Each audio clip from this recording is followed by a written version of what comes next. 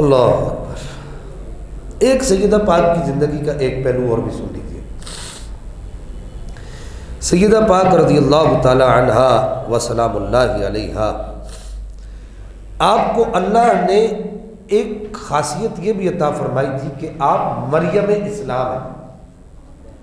صرف یہ ایک جملہ عرض کر کے پھر میں آگے چلتا ہوں۔ آپ مریم اسلام ہیں۔ مریم اسلام کیسے؟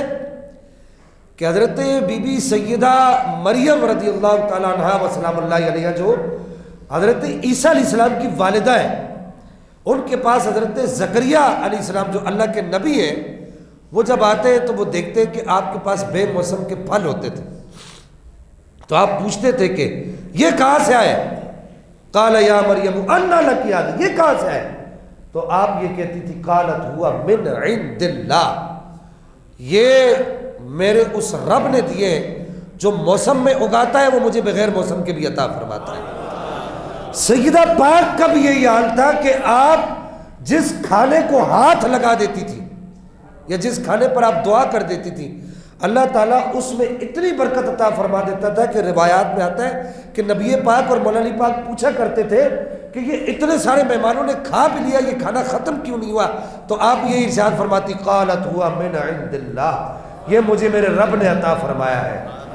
گویا کہ اگر میں یوں کہوں کہ قیامت تک میرے بابا جان کی امت اگر اس کو کھاتی رہے تو یہ چکی سیدہ کی چل رہی ہے۔ سمجھ آئیے آپ؟ بہت سارے مولوی صاحبان کو یہ شعر سمجھ نہیں آیا تھا جب یہ پڑھا تھا۔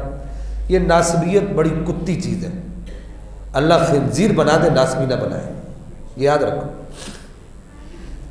میں کہتا ہوں وہ آدمی خنزیر سے بدتر ہے جس کو میری سیدہ پاک کے فضائل سمجھ نہیں آتے، وہ آدمی خنزیر سے بدتر ہے جس کو اہل بیت اطہار کے ازواج مطہرات کے مولا علی پاک کے امام حسنین کریمین کے فضائل سے بولا جی یہ کیا بات ہے، یہ چکی سیدہ کی چل رہی ہے، زمانہ جتنا لنگر کھا رہا ہے۔ اور میں نے کہا مولوی صاحب عقل کو ہاتھ مارو، روایتوں میں آتا ہے صحابہ کہتے ہیں کہ ہم نے خود دیکھا، صحابیات کہتی ہیں ہم نے دیکھا کہ سیدہ پاک سو رہی ہوتی تھی، حسنین کریمین کا جھولا بھی جھلایا جا رہا ہوتا تھا اور سیدہ پاک کی چکی بھی چلتی رہتی تھی۔ ہاں تو میں نے کہا مولوی صاحب یہ صحیح ہے، سیدہ یہ چکی سیدہ کی چل رہی ہے، زمانہ جتنا لنگر کھا رہا ہے۔ تم نہیں مانتے تو نہ مانو نا یار، میری ملت کے نوجوان کا ذہن تو خراب نہ کرو۔ ہمارا جو سیدہ پاک کے ساتھ جو تعلق ہے، اہل بیت کے ساتھ تعلق ہے، اس کو تو خراب نہ کرو۔ نہیں مانتے تو نہ مانو، ہمارے لیے کوئی فرض واجب تو نہیں ہے تمہیں منانا کہ تم مانو ہی مانو بھائی۔ ہاں نہ مانو بھائی، وہ کہتے ہیں پنجابی میں کہتے ہیں خسمہ نو کھا۔ ہاں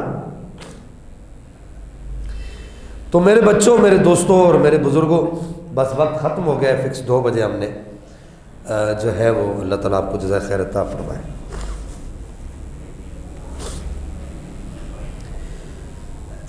بس آخری بات اس ضمن میں عرض کر دوں کہ سیدہ پاک رضی اللہ تعالیٰ عنہا و سلام اللہ علیہا بیٹھی ہوئی ہے۔ بس ایک بات ایمان والی سن لو، پھر ایک بات اور پھر اپنی بات کو ختم کرتا ہوں۔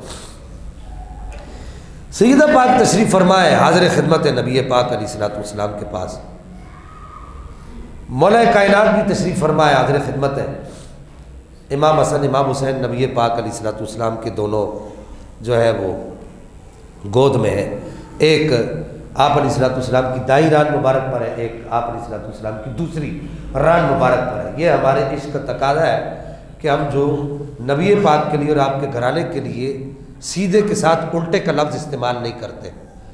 ان کا ہمارے اساتذہ کہا کرتے تھے بیٹا آل بیت کا یہ ہاتھ بھی سیدھا ہے اور آل بیت کا یہ ہاتھ بھی سیدھا ہے۔ بات سمجھ آئیے آپ کو؟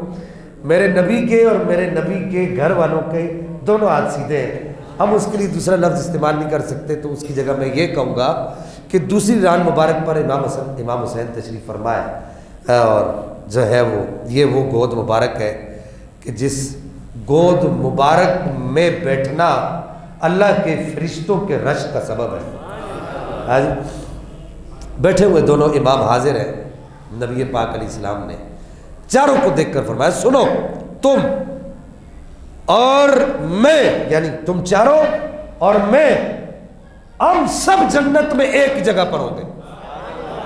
اچھا یہ بات سن کر مولا علی سامنے بیٹھے ہوئے تھے تو آپ نے ایک جملہ عرض کیا کہ یا رسول اللہ بندہ نواز فمحبونا، ہم سے محبت کرنے والے کہاں ہوں گے؟ تو نبی پاک علیہ الصلوۃ والسلام نے ارشاد فرمایا من ورائکم، علی جو تجھ سے، تیرے بچوں سے اور تیرے گھر والی سے، میری بیٹی سیدہ سے، جس کے دل میں محبت ہوگی وہ بھی تمہارے پیچھے پیچھے ہمارے ساتھ جنت میں جائیں گے۔ وآخر دعوانا الحمدللہ۔